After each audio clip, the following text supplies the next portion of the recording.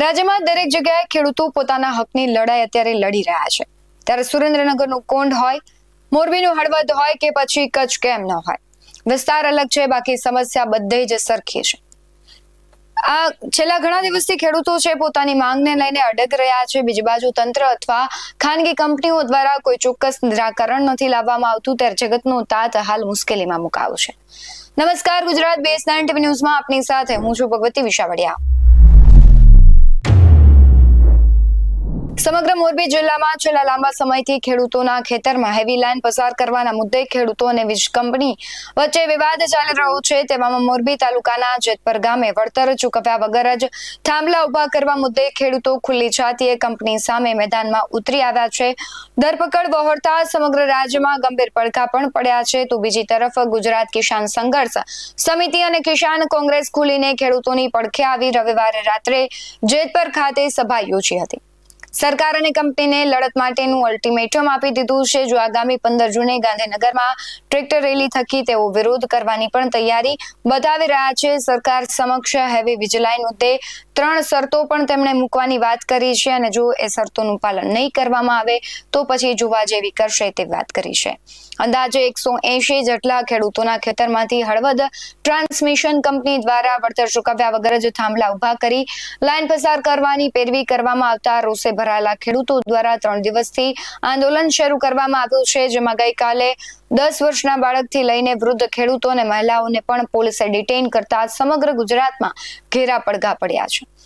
ખેડૂતો પર કંપનીના ઇશારે વહીવટી તંત્ર અને પોલીસે દમન ગુજારતા રવિવારે ગુજરાત કિસાન સંઘર્ષ સમિતિ અને કિસાન કોંગ્રેસ દ્વારા સભાનું આયોજન કરાયું, જેમાં કિસાન નેતા પાલા આંબલિયા, ડાયાભાઈ ગજેરા, મહેશ રાજકોટિયા સહિતના જે ખેડૂત નેતાઓ છે તેમણે સરકાર પર આકરા પ્રહારો કર્યા હતા અને જે પ્રવર્તમાન સરકારને અંગ્રેજ સાથે પણ સરખાવી હતી। સમગ્ર ઘટનાને લઈને અને જે કહેવાય છે કે આયોજન કરાયું તો સભામાં તેમાં પાલભાઈ આંબલિયા શું કહી રહ્યા છે તેના પર નજર કરીએ, સાથે જ ખેડૂત આગેવાનોએ પણ હુંકાર ભર્યો હતો તેના પર પણ નજર કરીશું। ગુજરાતમાં જે રીતે ધોળા દિવસે ચોરના બદલે પોલીસ તાળા તોડે, કાયદા રૂપી હાથ ખેડૂતના ગળા સુધી પહોંચે અને ખેડૂતના 10 વર્ષના દીકરાને આ ડરપોક પોલીસ ડિટેન કરે અને કોના માટે?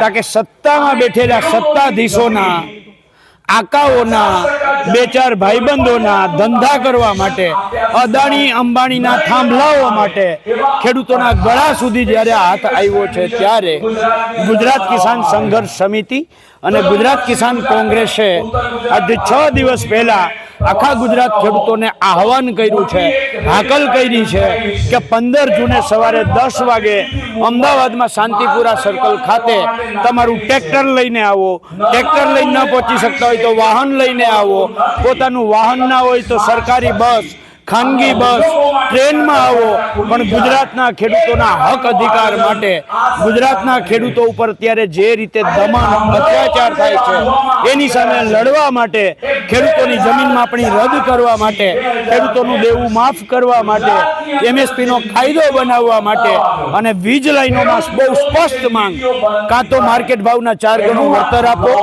અથવા તો માસિક 30,000 રૂપિયા એક થાંભલા દીઠ ભાડું આપો। જો બંને ના કરી શકતા હોય તો ત્રીજો વિકલ્પ પણ આપીએ છીએ કે એક થાંભલા દીઠ 2 કરોડ રૂપિયા ખેડૂતને આપી દો।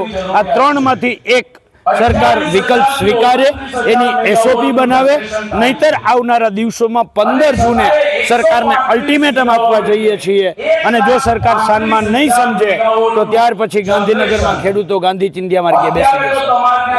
આજે આ સભાનું આયોજન થયું છે તે મોરબી તાલુકાના જેતપર ગામમાં થયું છે અને આ જેતપર ગામમાં હળવદ ટ્રાન્સમિશન લિમિટેડ એટલે કે અદાણી કંપનીની 765 kVની હેવી ટ્રાન્સમિશન લાઈન નીકળે છે, જેમાં 20 પોલ અને 80 થી વધુ કોરિડોર એટલે ટોટલ 100 ખેડૂતો, તે સિવાયના તાણિયાના 80 ખેડૂતો એટલે 180 થી 200 ખેડૂતો આ લાઈનથી અસરગ્રસ્ત છે, જેને એક પણ રૂપિયાનું વળતર ચૂકવેલું નથી।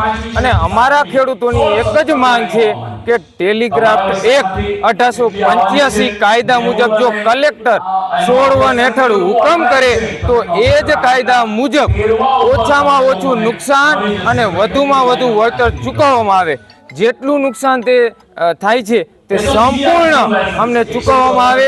અમારી જે બજાર વેલ્યુ જેટલી ડાઉન થાય છે તે સંપૂર્ણ ચૂકવવામાં આવે. આ જ અમારી એક માગણી છે. અને પછી જ જીસીબી અમારા ખેતરમાં આવે.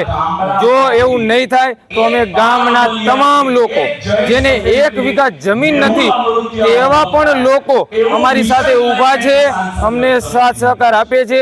સાથે મળીને આ કંપની સાથે તાકાતથી લડીશું. હેવી વીજ લાઇન નાખવા મુદ્દે સરકાર સમક્ષ મુખ્ય 3 માંગણીઓ મૂકવામાં આવી છે, જેમાં પ્રથમ માંગણી એવી છે કે ખેડૂતોના ખેતરમાં વીજ થાંભલો નાખવો હોય તો બજાર ભાવથી 4 ગણું વળતર ચૂકવવું અથવા તો થાંભલા દીઠ ખેડૂતને દર મહિને 30,000 ભાડું ચૂકવવું. અને અંતિમ શરત મુજબ જો વાત કરીએ તો ખેડૂતના ખેતરમાં પ્રત્યેક થાંભલા દીઠ ₹2 કરોડ વળતર ચૂકવવાની માંગ કરી હતી. સાથે જ ઉપરોક્ત 3 પૈકી કોઈ પણ શરત મુજબ વીજ થાંભલા નાખવામાં આવશે તો ખેડૂતો વિરોધ નહીં કરે. સાથે જ કંપનીના માણસોને ભોજન અને ચા પાણી પણ સમય પીવડાવશે તેવી વાત કરી છે. આખી ઘટના જોઈએ કે જે પ્રમાણે માંગણીઓ મૂકવામાં આવી છે, જો એ માંગણીઓ વીજ કંપનીઓ છે તે નહીં સ્વીકારે તો ખેડૂતો છે લડી લેવાના મૂડમાં દેખાઈ રહ્યા છે. પરંતુ આગામી સમય બતાવશે કે જે માંગણીઓ છે તે સ્વીકારવામાં આવશે કે કેમ, કે પછી વીજ લાઇન કંપનીઓ છે તે કોઈ અન્ય ઓપ્શન અથવા કોઈ સમસ્યાનું સમાધાન કાઢે છે કે કેમ. કારણ કે અહીંયા સવાલ એ થઈ રહ્યો છે કે ગુજરાતના દરેક ખૂણે અત્યારે ખેડૂતો છે સંઘર્ષ કરી રહ્યા છે, પણ જે ધારાસભ્યો છે કેમ આ લડાઈમાં કશું નથી બોલી રહ્યા.